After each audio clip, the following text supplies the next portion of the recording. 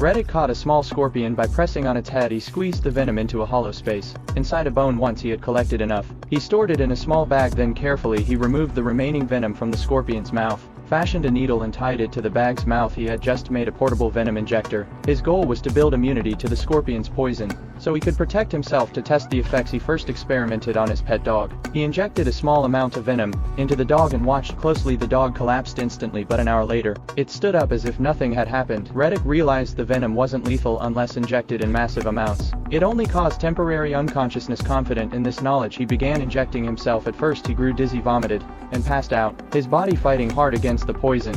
But over time his tolerance increased and he steadily raised the dose. After weeks of experiments, his body could handle the venom completely. Feeling ready, Reddick strapped his massive bone sword to his back and leapt into the swamp of scorpions. Hearing his footsteps, a giant thorned tail shot out of the muck. He drew his sword and clashed against it. The tail's sharp sear-like edges screeched against the blade when the scorpion refused to come out. Reddick extended his leg as bait. It worked. The angry creature lunged forward, but its first strike missed. He provoked it again, and this time it bit straight into his leg. Anyone else would have died, but Reddick's immunity saved him. In a flash he swung his sword and severed its head, tossing it back into the swamp. Just then his dog ran up, barking furiously at the smaller scorpions. Before Reddick could react, the Scorpion King attacked from behind. He rolled away just in time to avoid being impaled. This monster was enormous and deadly. With a single tail strike it sent him flying. Meanwhile, smaller scorpions began closing in on the dog. Reddick scooped up his companion and one arm gripped his sword with the other and charged the Scorpion King. He slashed open its belly and sprinted away, but when he looked back, the beast was shockingly eating its own intestines. Still getting to its feet, realizing this swamp was no longer safe,